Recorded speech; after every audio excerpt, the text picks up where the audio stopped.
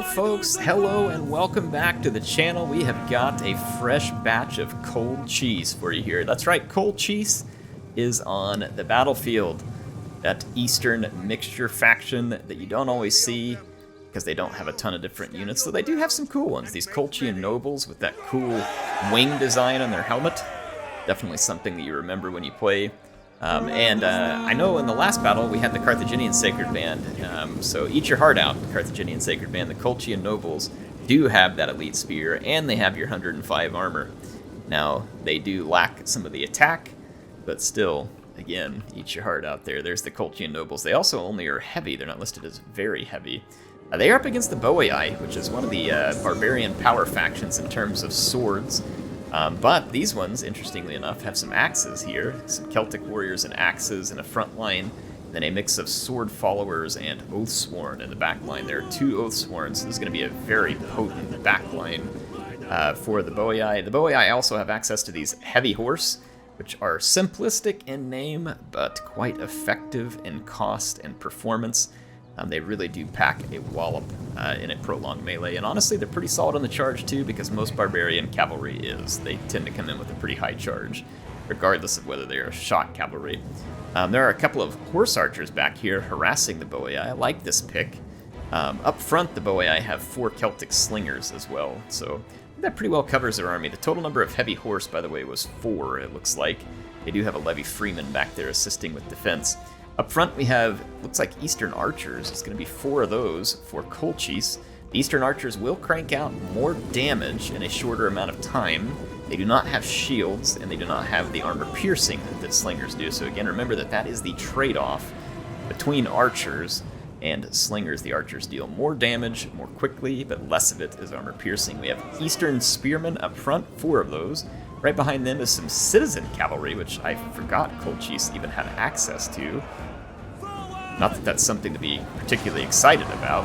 Nice interception of those Celtic warriors, though. Very well done. The second line looks like Cartley Axemen, which are a much tougher unit that is good against armor. Has pretty solid attack. And then behind them we have some Noble Blood Cavalry, which are some hard-hitting heavy cavalry. There's 3 of them. So Colchis has a skirmish advantage, I would say, just because they have the horse archers, but right now those horse archers are getting eaten up. So busy elsewhere, Colchis was not able to micromanage these horse archers, and the slingers turned around and quickly dealt with them. But we're also now seeing the Eastern archers getting a chance to shred into some sword followers. A little bit of damage on that Oathsworn as well. So it looks like that Colchis is kind of playing a delaying game here, using their front line to kind of help hold and grind, and then they're going to commit reinforcements as they need to, and try and focus down some key enemy units with their archers, which they likely will be able to do. This sword follower has taken some heavy damage and is probably not super combat effective. The Oathsworn are the big worry, though. Colchis is going to have to deal with 2 of those Oathsworn. And I would say the Noble Blood Cavalry is probably similar in many respects. It has a bigger bonus versus large attack. I mean, it's going to be a close call probably between that and the heavy horse.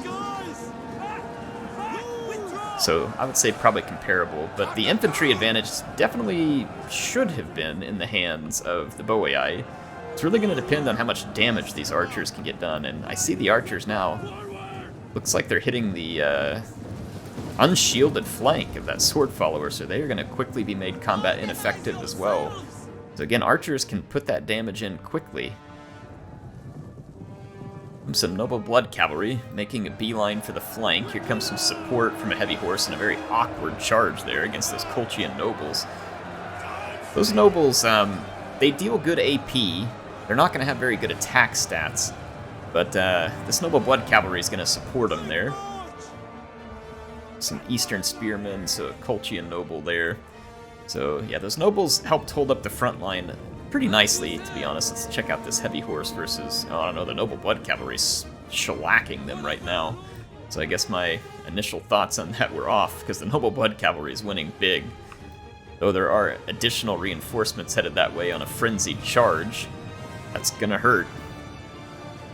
So the Colchian general in trouble, but the Noble Blood Cavalry outside of that is honestly kind of owning.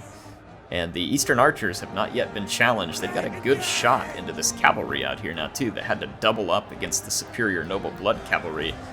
This is not going to be good for the Boii. They're going to pay a very dear price for that cavalry fight. And then the other Noble Blood Cavalry is going to make it in time to assist their general. And so, again, the cavalry fight is souring very quickly for the Boii, as I was dead wrong about the performance of those heavy horse against the Noble Blood Cavalry. These archers are really taking their toll. And I think kind of intelligently here, the Boii are pulling out of that fight in an attempt to kill the archers. So again, they're going to pay a heavy price for that, and it's also allowed a Noble Blood Cavalry into the rear. And then these Cartly Axemen, having come in as secondary reinforcements to reinforce those nobles, are now proving quite deadly in combat, as their armor piercing is affording them a lot of kills against these heavily armored barbarian swords. The Cartly Axemen also have a pretty darn solid charge bonus, which makes them a little different than, you know, what you might expect from a unit like that. Noble Blood Cavalry is into the back lines, got rid of one Celtic Slinger. There are still Eastern Archers alive, and they are just chipping away at that Oathsworn. Its back is now exposed. So I would say that things are not looking good for the Boii. Their infantry kind of got melted by the Cartly Axemen and the Cimmerian nobles. Definitely an infantry line that you wouldn't want to take for granted.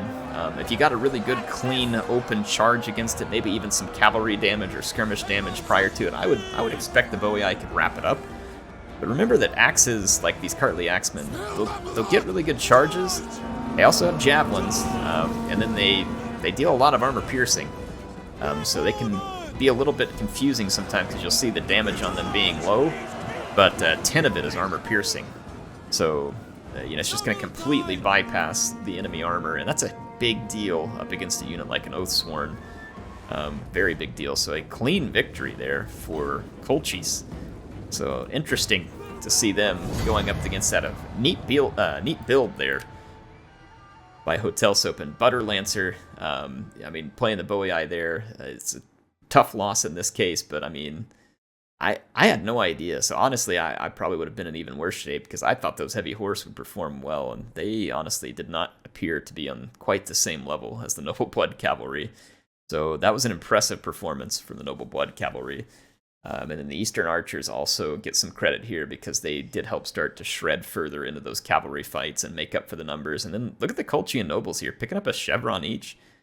And we got some impressive performances out of some of these Cartly Axemen. So very well done to the Cartly Axemen. An interesting unit that Colchis has access to, and it's a good one. Anyway, hope y'all enjoyed this one. Appreciate Hotel Soap for sending these over, and Butter Lancer for playing in it as well. I will see you all soon with some more action, and Total War Rome 2 coming up soon.